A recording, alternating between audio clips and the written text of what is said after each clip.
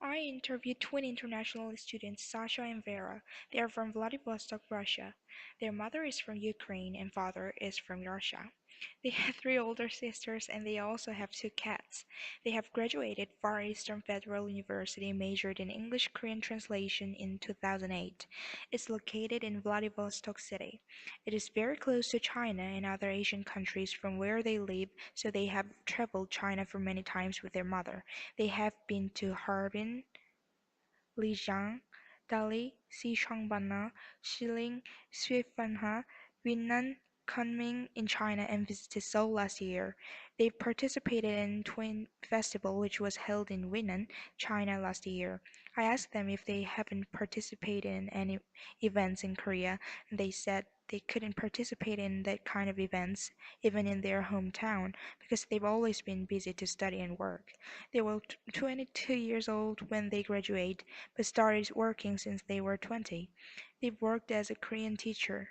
They said their dream has come true because they wanted to be a teacher, but they had some problems during the work. They looked younger, so they paid lower and than other teachers, and people thought they were students.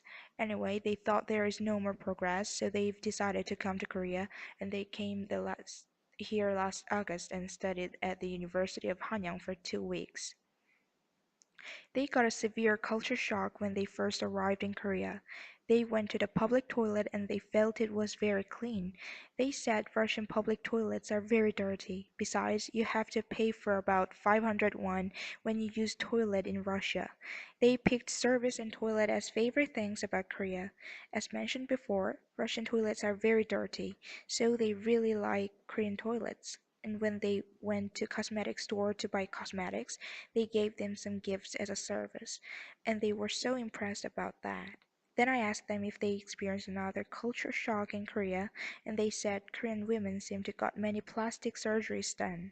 When they were in Seoul, they were shocked because a lot of women looked alike in an awkward and artificial way, and they were also shocked that Korean guys dye their hairs in various colors and even they do permanent.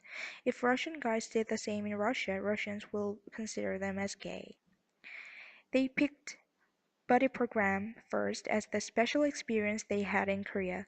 Russians think friends are more important than their parents, so they wanted to make friends in here. And the Buddy Program helped them a lot to get to know Korean students better and were able to make some friends. They've been learning Korean for more than 10 years, so they didn't feel awkward getting questions in Korean and were able to answer them right away. However, if the person couldn't understand their sayings, both of them explained, so they said there were no communicating problems. They said the guys from their group were handsome and very kind, so Vera said she was very shy. They seem to find the ideal type of guys through Buddy Program. Secondly, they love Suncheon International Garden Expo. They said in Russia going somewhere by bus is dangerous, especially in winter time, so they had to walk to school and work almost every time. However, they love walking, so they enjoyed exploring the expo. They went there with some guys with the Buddy Program and they said Korean guys seem so weak. They felt tired too fast while the girls were still walking without feeling any tiredness. They seem to like everything about Korea, but especially they like Koreans' modesty. They were surprised when they saw Korean guys act very carefully to girls. They said Russian guys are not modest, and because of their culture, people hug and kiss each other when they meet. But they found out that it's not like that in Korea. However, they saw some Korean guys belated in class and appointment. They said that's considered very rude in Russia. If a couple made an appointment and the guy comes late, the girl can break up with him. So they thought it's very odd. And they said understanding their current roommate is the most difficult thing in Korea. They think there are a lot of lazy women in Korea, but especially their roommate hardly cleans the room. So they said they had to clean the room like cleaning women. And they complained about the smoking problem about her. They said she smokes inside of the room and she doesn't seem to care about them. Moreover, they want Suncheon National University to consider more about foreign exchange students. First, they want the university broadcast to use English too when broadcasting. Second, they don't want to use separated cafeteria.